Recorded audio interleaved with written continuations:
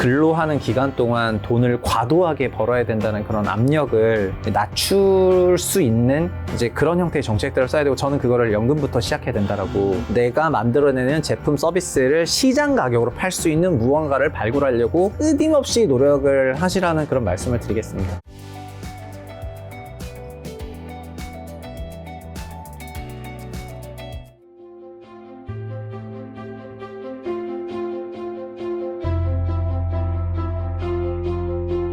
자, 인천 검단의 LH 안단테 아파트를 포함해서 작년에도 뭐 붕괴한 여러 건축물이 있었죠. 어떤 이유로 무너지게 된 걸까요? 결국에는 공사비가 관련된 걸까요? 그 이슈도 그 피크아웃 코리아의 한 현상인데요.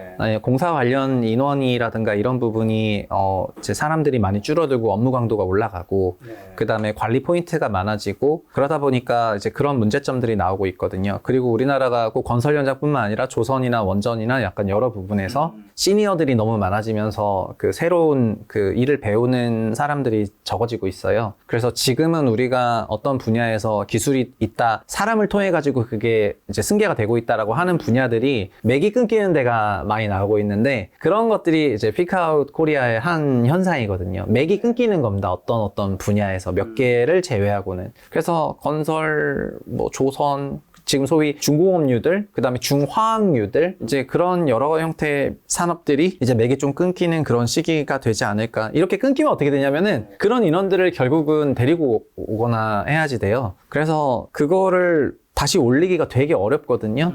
왜냐면은 제가 애널리스트 할 때 원전 한참 다뤘었는데, 미국이 막 원전으로 잘 나갔었을 때가 있었어요. 뭐 벡텔에다가 막 웨스팅하우스에다가. 근데 결국 미국인들이 그 부분에 대한 그런 이제 승계가 좀 안 되면서 인원들이 다 돌아가시다 보니까 이제 거의 이제 빈 게 돼가지고 일본에 피인수되고, 그 다음에 우리한테 이제 시장 좀 뺏기고 잠식당하고 막 이런 게 있었는데, 한국도 그런 경로를 닮아가지 않을까 이런 생각을 하고 있어가지고, 이게 피크아웃 코리아의 한 과정이다, 그런 말씀입니다. 자, 그럼 저출산 해결책은 뭐죠? 네, 저출산 해결책은 그래서 두 가지인데, 하나는 말씀드린 것처럼 이제 금융이라든가 아니면 경제 정책을 따진다고 한다면은 이제 총 생애소득 차원에서 우리가 근로하는 기간 동안 돈을 과도하게 벌어야 된다는 그런 압력을 낮출 수 있는 이제 그런 형태의 정책들을 써야 되고, 저는 그거를 연금부터 시작해야 된다라고 하고 있습니다. 얼마 전에도 연금 개혁을 했는데 9% 내고 있는 거 13% 내고, 뭐 소득 대체율 40인데 50으로 높여주고 이런 얘기를 했는데, 연금은 우리보다 앞서서 고령화를 걸었던 그런 나라들이 개혁을 다 했는데 다 수익률 제고로 갔거든요. 이거 지금 얼마 전에 레이 달리오 브리지워터 펀드가 수익률 안 좋으니까는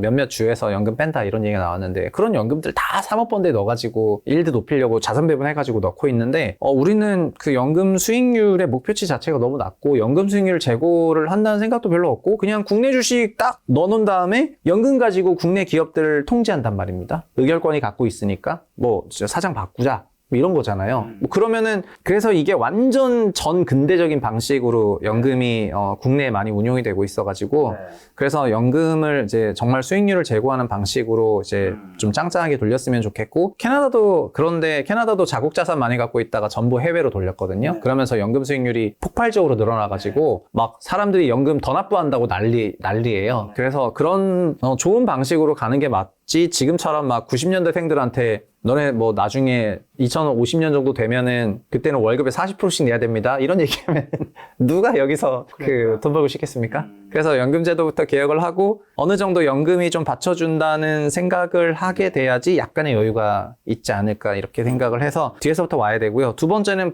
그 도시 공간적으로 그 서울 일핵주의라는 거를 좀 탈피해야 된다 생각하고, 서울 수도권을 다핵 공간으로 만들어서 고밀도로 좁게 유지하는 것이 그 사람 간의 이동도 없애고, 그 다음에 도시가 어느 정도 서로 분산되면서 이제 효율이 높아지는 그런 과정이 될 거라고 생각하거든요. 그래서 막 강남에만 계속 일자리 때려놓지 말고, 그 다음에 그 적절한 도시 계획을 했으면 좋겠고요. 그리고 우리나라는 뭐 지금 3기 신도시 짓겠다고 하고 막 이렇게 하는데, 그런 3기 신도시나 이런 거에도 막 이런 생각들은 별로 안 들어가 보이는 것 같아서 그냥 도시 공간 구조에 대한 고민들을 좀 더 많이 해야 될 거라고 생각합니다. 근데 연금 납부액이 우리나라처럼 또 세금으로 받아지는 나라가 드물다고요? 이게 정말인가요? 아니, 그러니까 우리는 연금을 세금처럼 생각한다는 그러니까 겁니다. 생각하잖아요. 저도 약간 아, 그렇게 생각하는 그렇습니까? 경향이 약간 왜 이렇게 뭔가 많이 낼까. 아. 나중에 돌려받는다는 생각이 보다는 앞에 생각을 제 주변에도 많이 하는 것 같아요. 아, 그러면 이제 좀 젊은 계층이 연금을 세금으로 생각을 합니다. 왜냐면은 연금 재정이라는 게 있는데 연금 재정이 흑자였다가 55년에 빵원되고 그다음 적자로 가니까 재정이 없으면 내가 연금을 못 받는다는 생각을 해버리는 거거든요. 근데 사실 연금 재정은 연금과 무관하게 지금은 흑자 구간이니까 쌓인 거고 나중에는 그냥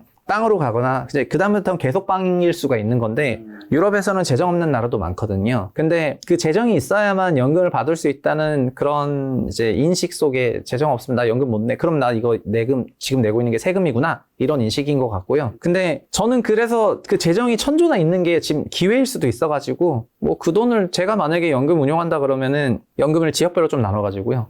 예, 경북연금, 그다음에 이제 전라연금, 경상연금, 왜요? 그러니까 아니면 수도권 중부연금 뭐 이런 연금 해가지고 그 다음에 딱 연금을 이제 쪼갠 다음에 그 지역에서 직장 생활하고 연금 수령 자격이 있는 사람한테 이제 연금을 줄 수 있는데 공교롭게도 경북연금이 너무 수익률이 좋아. 그러면은 거기서 이제 몇 년 살면은 이제 연금이 어무짠 짱짱하게 나오는 거예요. 그러면 경부에 가가지고 뭐 카페나 열까? 지역 간 갈등 조장.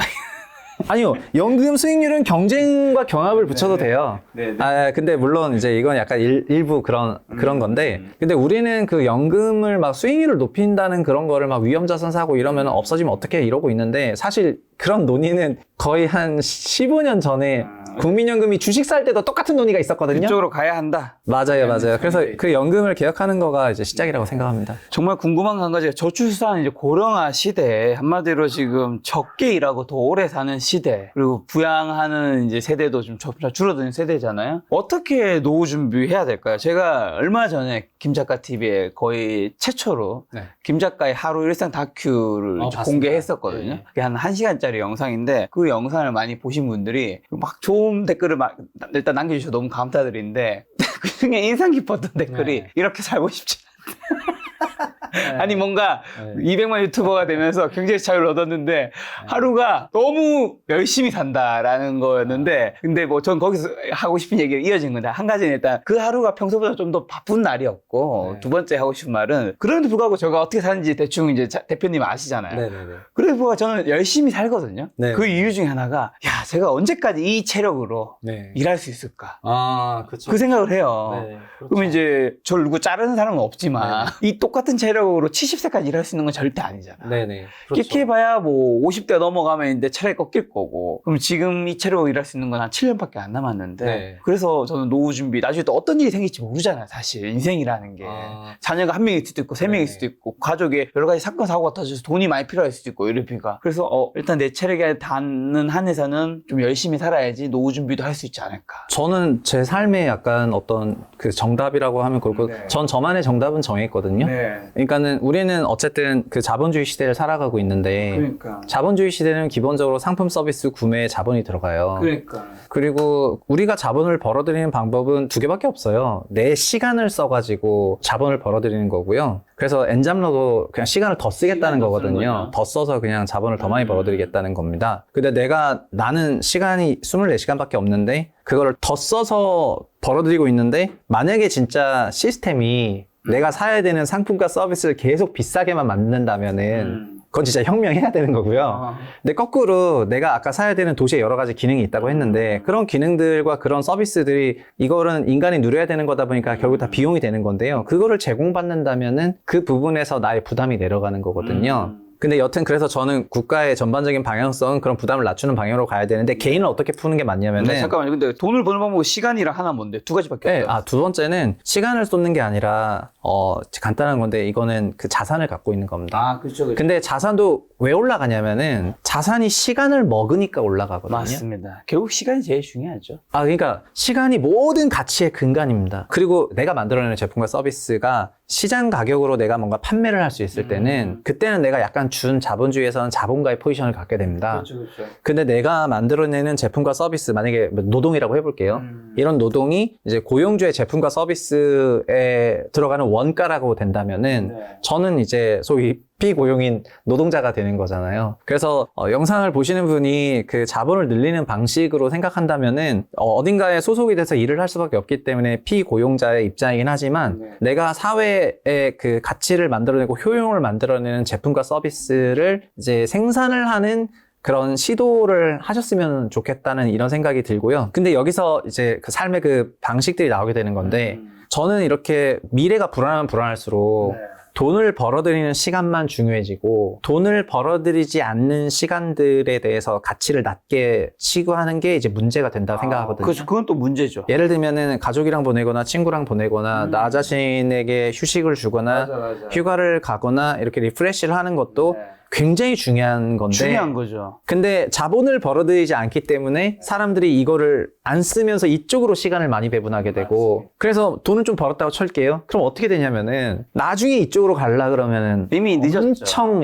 힘들어지고 왜냐면 우리 인간은 유한한 생명을 갖고 있으니까요. 그래서 그 안에서 밸런스를 잘 잡아야 되거든요. 맞습니다. 그래서 이렇게 생각하시면 좋겠는 게 내가 내 가족을 위해서 쓰는 시간도 내가 돈을 벌어들이는 시간만큼의 가치가 있는 시간이라고 생각했으면 좋겠고요. 내가 나를 위해서 그냥 휴식하는 것도 마찬가지인 거거든요. 그러니까 자기가 내가 갖고 있는 하루 24시간을 그냥 나 이렇게 쓰겠다. 그리고 그러니까 8시간은 그래 고용주를 위해서 일을 할게. 근데 뭐 4시간은 내가 혹시 만들어낼지도 모르는 제품과 서비스를 발견하는데 한번 써보겠다. 그 다음 나머지 뭐 12시간은 가족이랑 보내고 뭐 친구랑 보내고 이런 거가 괜찮아. 이런 것도 잘 산다는 인생이라는 거예요. 그래서 막 자기 뭐 다른 거 다 죽여가면서 온통 돈 벌려는 데 집중하고 매몰되고 이럴 필요 없다고 이제 말씀을 드리고요. 이거를 개인 레벨에서 하면은 자기 개발이 되는 거고요. 시스템에서 커버해주게 되면은 이제 복지국가 되는 거죠. 그렇죠. 그래서 저는 이제 복지국가 빨리 만들어 달라 이렇게 맨날 채널에다가 이제 나라를 대상으로 빨리 좀 복지국가 만들어 주세요 이렇게 얘기하는 거고요. 저희가 돈 버는 게 아니라 다른 쪽으로 시간 좀 쓸 수 있게. 국가는 그렇게 해야 되는데 그러면 개인이 노후 준비는 어떻게 해야 된다고요? 그래서 개인 노후 준비요? 똑같아요. 우리가 돈이 없이는 절대 생존이 불가능하죠. 네, 맞아요. 돈이 없이 생존이 불가능한데 그냥 단순히 현재 하는 일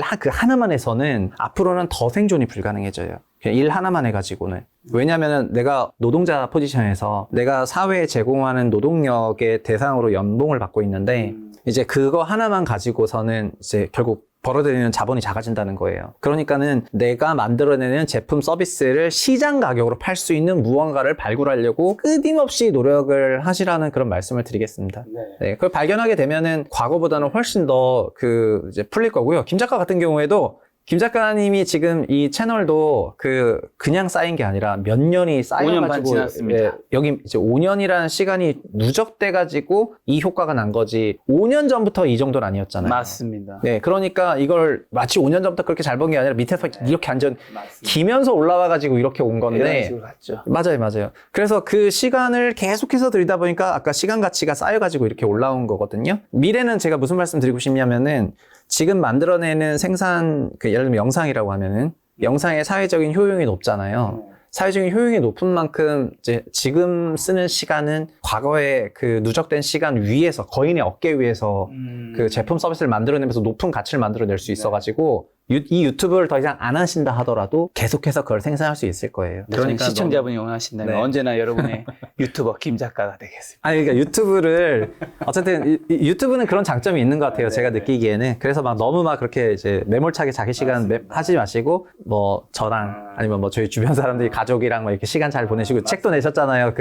제가 리뷰 해드렸는데. 가족이 중요하다라는 네, 가족 올 진짜- 가정의 달에 선물로 네. 하기 좋은 내가 1000개 인생에서 배운 것들. 맞아요. 많은 결국- 분들의 사랑 네. 덕분에 에세이 분야 1위 하고 있어요. 결국 삶이라는 거는 내가 시간을 어떻게 쓸 건지 주도적으로 가느냐, 끌려가느냐의 그 과정인 것 같습니다. 그러니까 제가 1000명 정도 인터뷰하면서 이 책에도 이제 최근에 새로 업데이트 내용을 한번 해가지고 이제 새롭게 나오는 내용에 제가 생각하는 5가지 가치. 아까 이제 대표님이 그 돈이 제일 중요하지만 돈만 추구한 건 잘못됐다고 얘기를 해주셔서 생각나는 게 제가 인생에서 가장 중요한 거 딱 5가지 찾은 게 일, 그 다음에 사랑이랑 이제 가족은 같은 거고, 그 다음에 취미, 그 다음에 건강, 네. 그 다음에 돈이거든요. 이 5가지가 저는 제일 중요하고, 그리고 이 5가지는 사실은 어떻게 보면 취미 같은 거는 돈이 되는 영역은 아니잖아. 네. 근데 아까 대표님이 말씀하신 것처럼 돈이 되는 영역만 가치가 있는 건 아니니까. 그렇죠. 가족도 마찬가지인 거고. 네네. 그 외에도 사실 돈보다 더 중요한 건 있는 거고. 근데 이 5가지 찾았는데 이 5가지 정말 중요한 게 제가 생각했을 때는 2가지가 있는데 시기마다 좀 중요한 게 또 다르더라고요. 맞아요. 그게 크로스가 와요. 네. 처음에는 돈이 중요하지만요. 맞아. 나중에는 다른 부분의 그 그러니까요. 시간 가치가 커져요. 그러니까. 왜냐면은 아까 말씀드린 것처럼 인간이 영생하지 않잖아요. 맞습니다. 그러니까는 처음에는 젊었을 때는 이제 영생할 것처럼 돈만을 추구해서 살게 되는데 언제부턴가는 이제 그게 아니라는 걸 이제 깨닫죠. 깨닫게 됐고 그리고 그때는 그 놓쳤던 거를 확보하기 위해서 들여야 되는 그 시간이나 이런 게 훨씬 커지니까 맞습니다. 이제 이 역전이 크로스가 나버리죠. 그렇죠. 그래서 이제 단위 시간당 그 돈벌이보다 단위 시간당 얘가 훨씬 더 큰 가치가 어떻게 보면 20대, 30대 때는 내 미래의 경제적 자유와 돈을 벌기 위해서 그 준비를 하는 일이라는 게 굉장히 좀 중요한 가치를 차지하는 네네. 거고, 어떻게 보면 50대, 60대 때는 건강이라는 게 되게 또 중요한 가치를 차지하고, 그렇죠. 2번째 찾은 게 이 5가지가 뭐 각자마다 다를 수 있는데 균형이 되게 중요하더라고요. 균형 진짜 중요합니다. 돈을 많이 버신 네. 부자분들은 많은 사람들이 행복할 것 같다 생각하는데 네. 물론 저는 일반 사람들보다 그분들이 더 행복하다고 생각은 해요. 행복 확률이 높다. 근데 꼭 그분들이 다 행복한 것도 아니고 네네. 어떻게 보면 돈을 많이 버신 분들은 이 대표님 같은 이 돈을 많이 버신 분들은 저는 자본주의에서 이렇다고 생각하거든요. 돈 버는 방법을 아는 거지. 기술을 아는 거지. 그러다 보니까 사실 우리가 성인 되고 나면 특히 남자들, 뭐 여자분도 마찬가지겠지만 30대 지나 40대 되면 네. 50대, 40대 되면 주로 만나서 하는 얘기가 돈 버는 얘기야. 그냥 재테크 얘기. 네. 왜냐면 이 돈 버는 게 옛날 우리 20대 게임할 때쯤 너무 재밌거든. 근데 그걸 아는 분들이다 보니까 뭐 100억대, 뭐 1000억대, 조 단위 부자가 돼도 계속 돈 버는 쪽으로 휩쓸려 가는 느낌이 있더라고요. 약간 급류를 탄 느낌? 나머지 네. 건강, 가족 이쪽도 챙겨야 되는데 네. 알지만 이미 이쪽으로 휩쓸려 가고 있어서 이쪽을 못 보시는 경우도. 그거를 저는 아까 그런 생각을 드리는 건데요. 본인이 그 시간 가치는 네. 내가 벌어들이는 돈으로 규정이 되잖아요. 그러니까. 그리고 내가 벌어들이는 돈은 내가 만들어내는 제품이나 서비스의 시장 가치에서 평가를 받는 거거든요. 그러니까 나 좋다고 하는 것도 뭐 내가 이제 내 취미로 이제 시간 쓰는 거니까 나를 위해서 쓰는 거긴 한데 맞아요. 내가 그 시간을 만약에 돈을 번다고 생각하고 그 돈의 시장 가치가 크면 클수록 내가 다른 거가 그거보다 가치가 떨어진다고 생각할 수가 있다는 거예요. 그러니까. 근데 저희가 드리고 싶은 얘기는 그게 아니라는 거고요. 맞습니다. 내가 그 시간을 뭘 하면서 돈을 이만큼 벌 수 있다면 시간당 예를 들면 뭐 100만 원을 벌 수 있는 사람이다 그러면은 그 한 시간이 내가 만약에 가족한테 썼으면은 그것도 100만 원어치 시간이에요. 예, 그러니까는 결국에는 본인이 그 시장 가치가 올라간 사람이 너무나 그 외부의 그 시장 가격에 매몰되게 되면은 다른 걸 못하게 되면 말씀하신 밸런스 이런 걸 잃게 되고요. 그리고 밸런스 잃게 되면은 그거는 메꾸는데 말도 안 되는 많은 시간과 그런 게 필요해지거든요. 그렇죠. 그러니까는 균형을 잘 잡는 게 중요하고 저는 내가 선택하면은 좋다고 생각하고요. 어떤 방식으로든지 간에 뭐 결혼 안 해도 되고 뭘 사도 다 좋은데 끌려가면은 불행하다는 겁니다. 뭐 이렇게 한다고 하니까 뭔가 그 힙해 보이고 자기가 나는- 선택할 수 네. 있으면. 나는 그런 생각 안 하고 있는데 좀 끌려가고 네. 그래서 끌려가지 말고 자기가 주도적으로 인생 사시면 좋겠습니다. 자, 오늘 대표님 모시고 피카 코리아 요 책에 대한 이야기 긴 시간 나누었는데요. 마지막으로 2024년 한국 부동산 시장이 찾아올 주요 변화 한번 찝어주시면서 투자 기회 있다면. 하반기는 어떻게 보면 올해 1분기는 상대적으로 좀 안정적인 그런 시장이라고도 할 수가 있을 것 같아요. 뭐 금리 부분이나 아니면 PF 문제나 이런 것들도 다 하반기로 밀어놨고 그리고 작년에 입주나 이런 것들도 적었고 하다 보니까는 거래 시장도 좀 올라섰고 등등 영향이 좋았는데 하반기는 어쨌든 22대 국회 열리고 그 다음에 정치 관련 불확실성이 높아졌고 그리고 PF 시장 관련 불확실성도 덩달아 높아졌고요. 그리고 금리나 이런 부분에 대해서도 종전과 생각하는 게 좀 달라졌기 때문에 그래서 하반기에는 자산 가격의 변동성이 지금보다 위아래로 클 것 같거든요. 그래서 높은 자산 가격 변동성을 가질 때는 막 그거에 베팅하시기보다는 저는 계속해서 그냥 좀 관조적으로 바라보시는 게 어떨까 이런 생각이 조금 들고요. 시장 가격이 높은 수준이기 때문에 수요가 못 올라오는 거여 가지고 이제 낮은 가격으로 살 수 있는 그런 청약 같은 거는 계속해서 알아보셨으면 좋을 것 같습니다. 네, 최근에 작가님 최신 출간한 책 가격이 되게 저렴하네요. 엄청 싸게 12,000원. 냈어요. 12,000원. 네네. 12,000원. 이 출판사에 이 저기요. 이 출판사 대표님이 본인이셔서. 제가 그 네. 책을 내게 된 거는 책값이 네. 그 책에 허드릴 수도 있겠더라고요. 그 요즘에 그러니까 경기가 어려워지고 이러다 보니까는 그 책에 대한 부담이 조금 있으신 것도 있을 것 같아가지고 근데 디자이너랑 편집자는 뭐 국내 최고 수준의 그 분들을 써서 만들었기 때문에 막 일반 그런 건 아니어서 이제 원가 다 빼고 기름기 다 빼서 그냥 거의 원가로 파는 거라고 생각하시면 남는 게 한 개도 없습니까? 한 개는 아니지만 안 팔리면 한 개도 없죠. 적자죠. 안 팔리면은. 알겠습니다. 책값이 저렴한 만큼 아마도 대표님께서 많은 분들이 이 책을 보고 좀 도움을 얻었으면 좋겠다는 마음이 있기 때문에 이 책을 냈다고 생각하기 때문에 많은 분들이 이 책 보신다면 최성원 작가님 인사이트도 좀 더 자세히 알 수 있지 않을까 생각 들었습니다. 최성원 작가님과는 또 다음번에 좋은 시간 마련하도록 하겠습니다. 오늘 만난 회원님은 최성원 대표님이었습니다. 지금까지 여러분 소중한 시간 함께 해주셔서 정말 감사합니다. 오늘도 김 작가였습니다. 고생 많으셨습니다. 감사합니다.